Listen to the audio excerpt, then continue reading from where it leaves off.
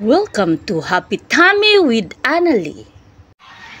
Hello mga ka-Happy Tummy! In this video, budget food na naman tayo. So ito yung mga gagamitin natin. Meron tayong mga pansit canton, 6 na hotdog, at saka konting spring onions.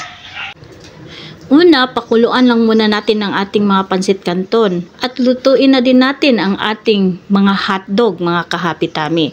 So, tubig lang yung ginamit ko sa pagluto ng ating hotdog. Yan kumusta kayong lahat mga ka-Happy Tummy? Okay, this time, i-mix na natin ang mga seasonings ng ating pansit canton. Mix lang. And then we will add the pansit canton. Pinatulo na natin yan mga ka-Happy Tummy. So, mix lang ng mabuti. I-mix lang natin ng mabuti para maging masarap lahat ng part ng ating lahat ng pansit canton.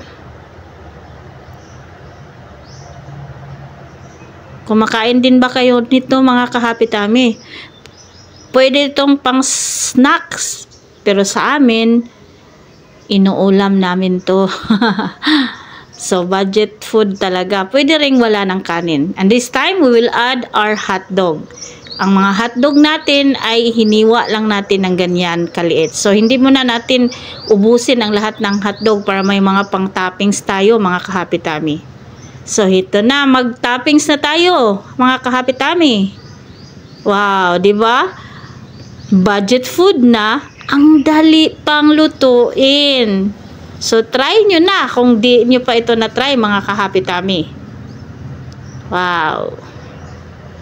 Ang dali lang. Okay. Tapos, i-add natin ang ating konting spring onions. Wow. Ang dali lang, di ba, mga ka-Happy Tummy? So, ito na siya. Gutom na. Gutom na. Thank you for watching mga ka-Happy Tummy. Charan! Ready na!